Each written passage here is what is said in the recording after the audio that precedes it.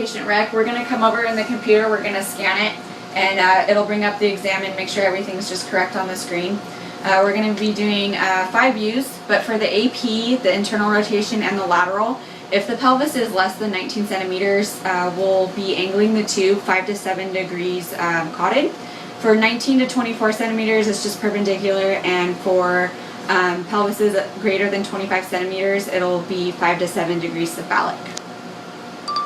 Rec for a knee series, we're going to be doing an AP, medial rotation, an intercondylar fossa view, and a patella view, and also the lateral. So I'm going to come over to my console and set up for the AP first. We're going to do about 80 kV, and we're using the AEC, but for a knee it would be anywhere from 6 to 20. Okay, so now we're going to go get my patient. Hi, my name's Andrea. I'm going to be doing your knee x-rays. What's your first and last name? And your date of birth? Okay, is there any chance you could be pregnant? No. Okay, well, follow me. And get up on the table and lay on your back. So I have my film here. It's a 10 by 12. The strip is facing up so it orients in the correct position. I'm going to shield my patient because she's of childbearing age.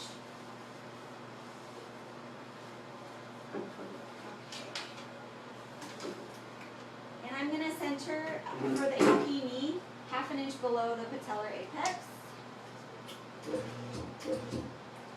And then I'm going to make sure my bucky is aligned.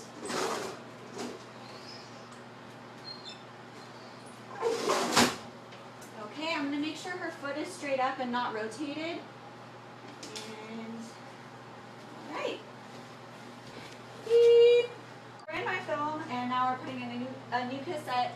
The same 10 by 12 right marker, portrait-wise, with the strip on the top. And I'm going to ask my patient to roll her leg in, and we want a 45-degree angle to roll her hip and her foot in at the same time, and a centering at the same spot.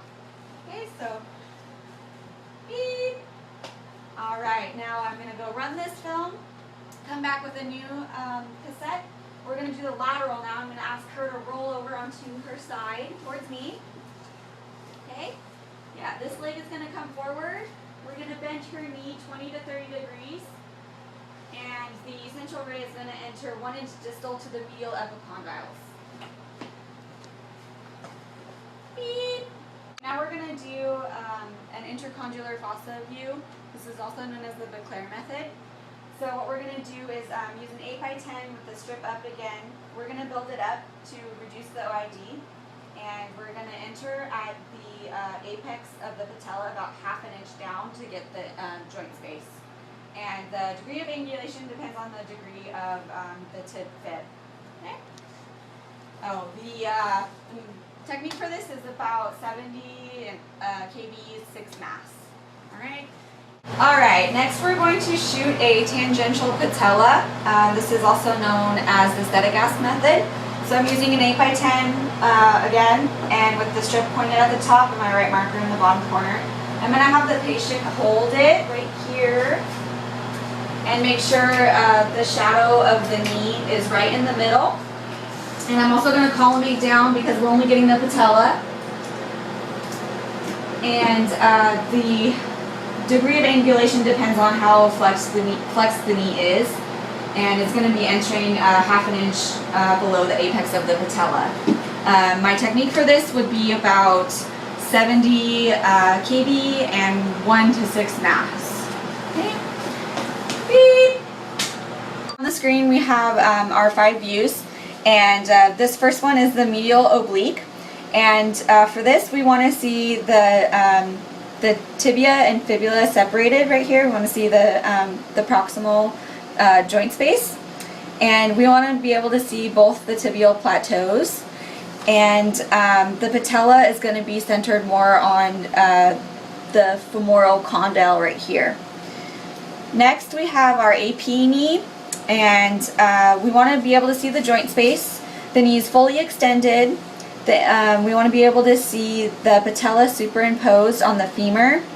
There's no rotation, and there's going to be a slight superimposition of the fibula over the tibia. Lateral knee, and for this we want to see the femoral condyle superimposed on top of each other.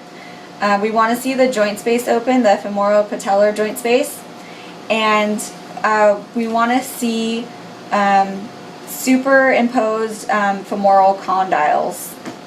Alright, next we have our intercondylar fossa. We want to see the joint space nice and open right here. We want to be able to see the tibial eminences, and there's no rotation in the knee for this. And last one we have is our tangential patella. We want to see this articulation open, the patellar femoral articulation, and we want to see the surfaces of the femoral condyles right here. And those give you your 5 knee views.